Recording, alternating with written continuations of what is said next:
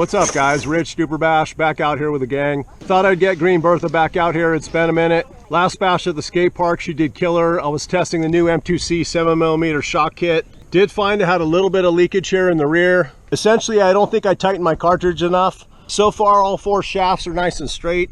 Once again, guys, the shock kit is a direct fit. You'll notice it's got a 70-75 rod end. Still running the beefier VG Racing springs. I think I've got 35 weight up front and I've got 30 weight in the rear. Here's a look at the shock kit, guys. You'll notice for final production, they went ahead and switched to the black Delrin. Here's the part number. These are already available on the site. Still running my Hobby Wing 5687 1100 kV. Running my 2530 Vitavon Mod 1.5 gears. Still have my motor paired with the 200 amp Leopard Hobby, basically the same as a Max 5. As far as diffs, again, I'm still running silicone earplugs in the center. I think I've got 500K up front and 200K in the rear. Like I've said before, the M2C chassis brace is an absolute must for the XMaxx. Also does great on the XRT. This truck in particular, again, its job is really to keep the bulkheads from wanting to separate because the center part of the chassis sits so low. Running the Silky Smooth 3-piece center drive shaft kit. Gonna run my Proline MX57s again on this sucker today. Still got my big M2C lug nuts on here and still have these paired with the plus 30mm axle kit from M2C. Pretty much gives the XMaxx just a perfect stance. Just like with the XRT, we're gonna go ahead and start testing these M2C Racing bell cranks for the XMaxx. Again, I have been running hot racing for the longest time. This sucker does great, but unfortunately, once you go all metal with no flex, you pretty much have to replace everything in your setup. I found I started breaking my drag links, stripping my servo horn.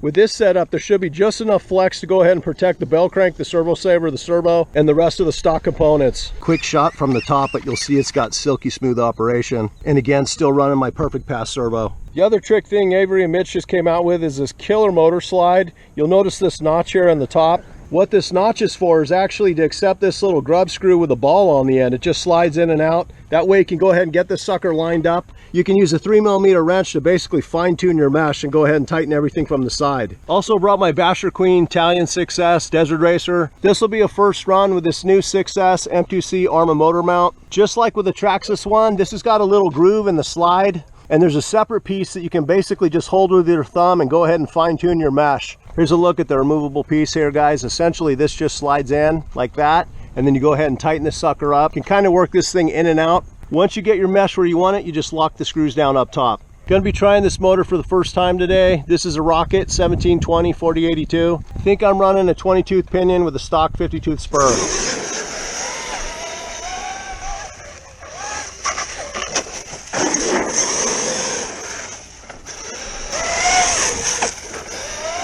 Well, she definitely rips with these tires, guys.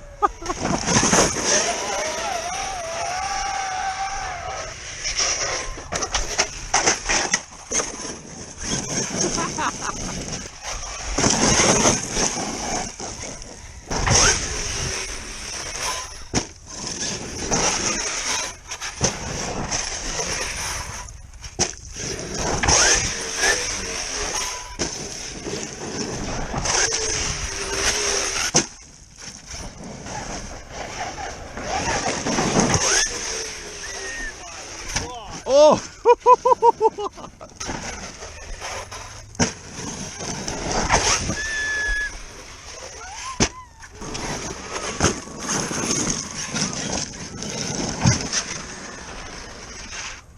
Oh, nice.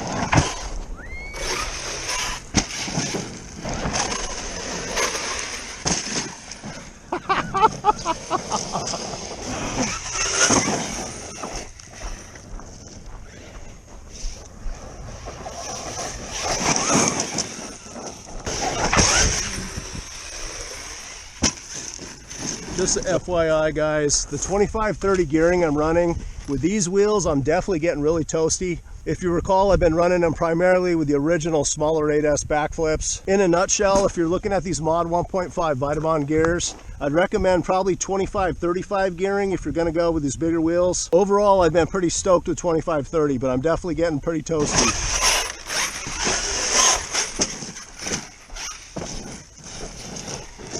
Well, so far she's taking pretty good hammering out here, guys.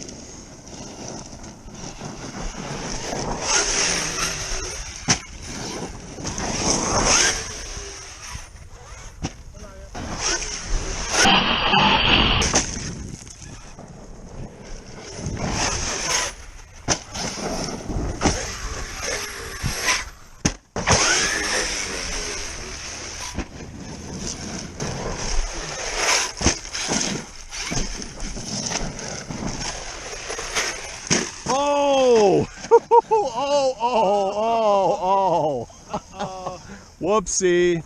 Weird. I thought I had put a solid pin in there, but maybe not. You know what I mean? Looks like the pin pulled out of the hub. Well, because the M2C pin has threads on it and locks from both sides, so okay. Apparently I forgot to upgrade this one.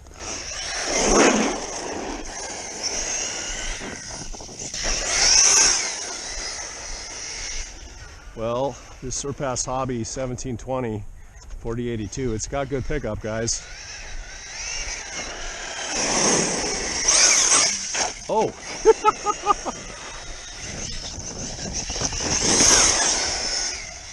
Oh!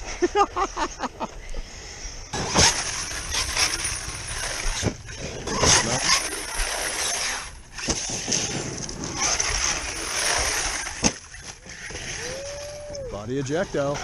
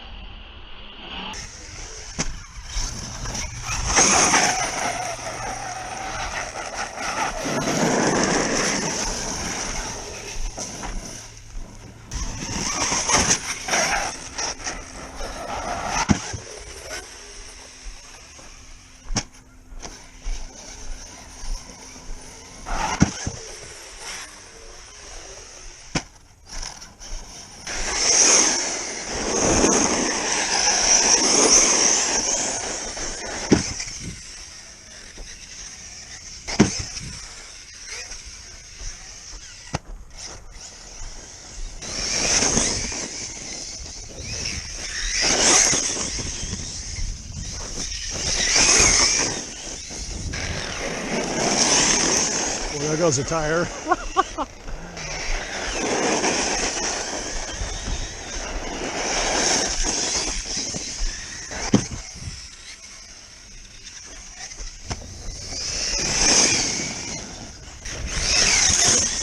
Oh, darn it.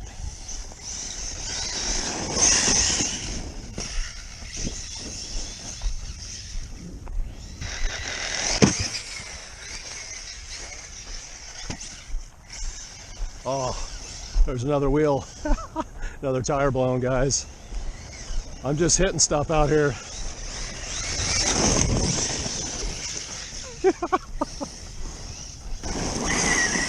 All right, guys. I don't know how old this tire set was, but it's definitely seen its share of abuse.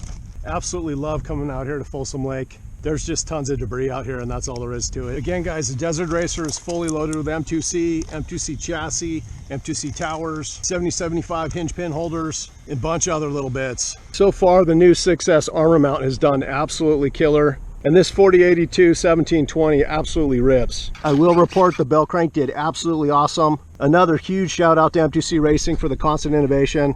All right, guys, until next time.